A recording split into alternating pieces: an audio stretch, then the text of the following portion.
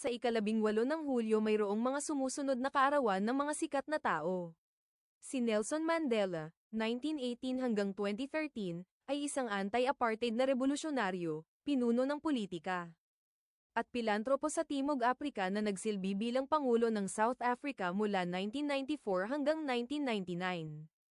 Siya ang unang itim na pinuno ng estado ng bansa at ang unang nahalal sa isang ganap na kinatawan.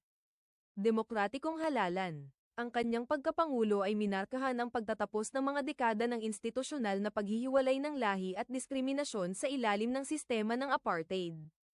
Si Vin Diesel, ipinanganak na Mark Sinclair noong ika-18 ng Hulyo taong 1967, ay isang Amerikanong artista, producer, direktor, at taga-sulat ng senaryo.